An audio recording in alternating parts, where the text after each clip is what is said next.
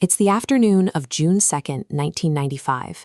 Inside the Lucknow guest house, the electricity is dead, the water is cut off, and down a dark hallway, a furious mob is trying to batter down a heavy wooden door.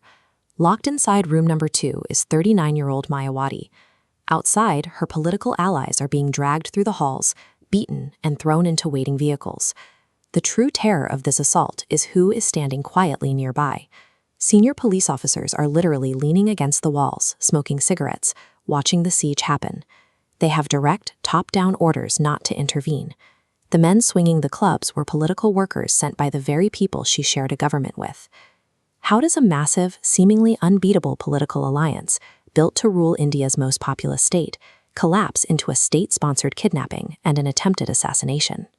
To understand why a ruling government was willing to burn down its own house just to get to the woman behind that door, we have to rewind 18 years and look at exactly what made her such an absolute threat. We start in 1977 in Delhi. A massive conference is underway, and a powerful socialist minister is outlining his vision to uplift the Dalit community. Suddenly, a 21-year-old law student stands up in the back, walks right up to the stage, and interrupts him. That student was Mayawati. She publicly dismantled the minister for calling Dalits Harijans, a term popularized by Gandhi that she saw as deeply patronizing. She demanded the use of the strict constitutional term, scheduled caste, as defined by Dr. B.R. Ambedkar. Word of this confrontation reached Kanshi, a rising leader organizing Dalit workers. He showed up at her house and asked why she was studying for the civil services. She wanted to be an IAS officer to help her community. Kanshi tells her to stop. Bureaucrats, he explained, don't make the rules. They take orders from politicians. To actually fix the system, she needed to hold the power herself. So she dropped her books and entered politics. It was a brutal, resource-starved climb. She lost elections in 1984, she lost in 1985, and lost again in 1987, before finally grinding out her first massive parliamentary win in 1989. By choosing the ruthless math of electoral politics over a safe government job, she traded individual activism for institutional leverage. She had built a voting bloc capable of dictating terms to the entire establishment. That leverage became critical in late 1992. Following the demolition of the Babri Masjid in Ayodhya, Uttar Pradesh was highly polarized, and the BJP was surging. To survive, the state's reach-ruiners had to do the math. Look at the 1993 state elections. The Samajwadi Party had 109 seats, and the BSP had 67. Neither could govern alone. United, their numbers snapped together, crossing the majority threshold.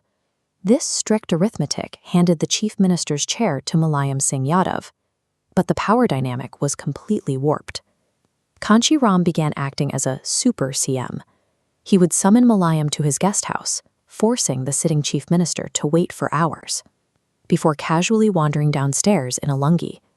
By May 1995, the resentment boiled over. Kanshi refused to meet Mulayam privately more. Instead, from a hospital bed, he secretly called the BJP leadership and secured backdoor support to topple Mulayam and install Mayawati in his place. The alliance was a hostage situation. The numbers that secured the government were now being weaponized to destroy it, making a violent rupture inevitable. On June 1, 1995, Mayawati executed the strike. She walked into the governor's office and dropped 3 letters on his desk. The crucial one withdrew her party's support from the government, replacing it with a new coalition claiming the backing of 282 MLAs. The governor delayed his decision until the next day. In Mulayam Singh's camp, panic set in. He was literally hours away from losing his empire, unless he could pull off a mathematical impossibility. India's anti-defection law dictates that individual politicians cannot switch sides without losing their jobs. To legally survive without his government collapsing, Mulayam needed exactly 1/3 of Mayawati's lawmakers to break rank as a single group and join his party. The mob descending on the guest house was a targeted kidnapping operation designed to terrorize that specific group of lawmakers into signing their defection papers. Which brings us back to June 2nd and the buckling door of room number 2. The mob outside knew if they could physically capture Mayawati, the rebellion would be crushed and their coup would be complete. Down the hall, the brutal arithmetic was actually working. several of her MLAs were successfully dragged out, shoved into cars, and taken straight to the chief minister's residence, where they were pressured to sign away their allegiance. But at room 2, the mob hit a wall. 2 local police officers broke from the sidelines and openly defied the stand-down orders. Joining them was an unexpected ally, senior BJP leader Brahmdutt Dwivedi. Together, they planted themselves in front of her door, acting as a human shield against the attackers. The standoff lasted for hours. Finally, late into the night, the governor dispatched an overwhelming force of additional police. The district magistrate ordered a lathi-charge, and the attackers scattered.